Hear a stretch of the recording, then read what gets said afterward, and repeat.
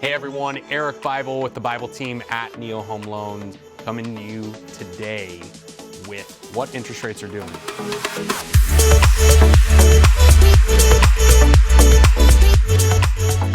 Hey, if you like the content that you're seeing, please like, subscribe, comment, follow. It helps us continue to get this message outward.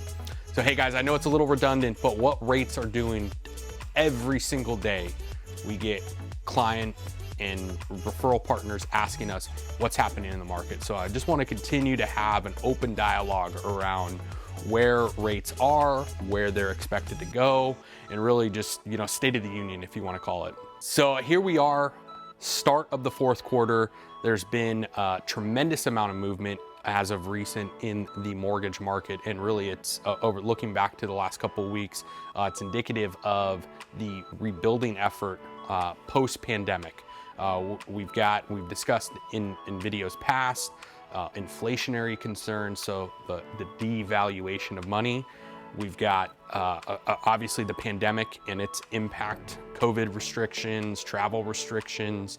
Now we're seeing, continued impact to supply chains. So the ability for us consumers to get our hands on specific products, it's had really significant impact from all aspects of the economy.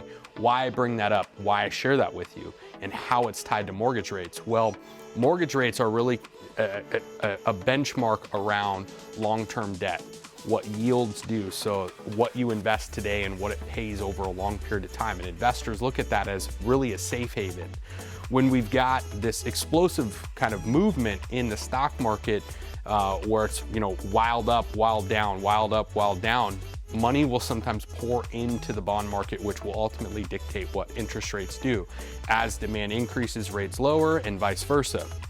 So really over these past couple weeks, we've seen a tremendous amount of volatility on Wall Street, which has spurred a tremendous amount of volatility in mortgage-backed securities, really the kind of the beacon, if you want to call it, for what mortgage rates are doing. Coupled with some of the sentiment that came out of the Federal Reserve, the Chairman Jerome Powell, talking around what their stance is on go-forward quantitative easing, their purchasing of mortgage-backed securities in the secondary market. So really, quick download on that. The federal government has been the primary purchaser of mortgages once they're originated, which again has continued to keep rates suppressed. And also with the monetary funds rate near zero, rates, up until a couple weeks ago have been relatively stable.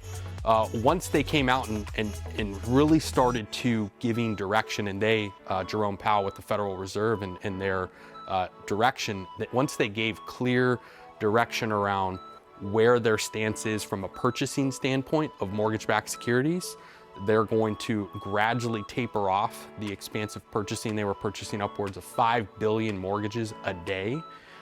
And in addition, they laid out a clear plan around what they expect the monetary funds rate to do over the next 2-3 years. And really the expectation there is that we'll see potentially 6 rate hikes into 2024. And again, federal funds rate does not control mortgage rates. They control short-term debt, so credit cards, HELOCs, student loans. Now there is correlation with that to mortgages. As that benchmark rate moves up, we start to see mortgage rates climb with it. So nothing was done in this meeting a few weeks back, but the conversation alone spurred activity, really kind of spooked and kind of startled the markets. And there we saw mortgage rates effectively move overnight by about 1/8 to 3/8%, depending upon which product.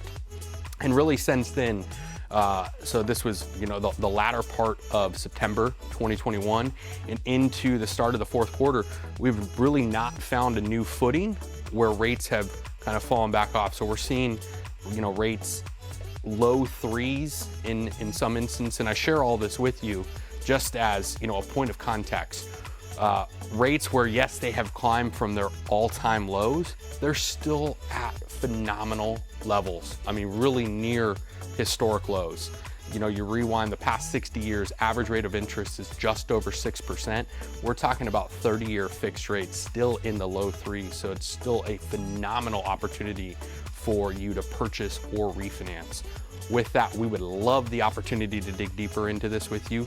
Please reach out to my team and I today. Thank you.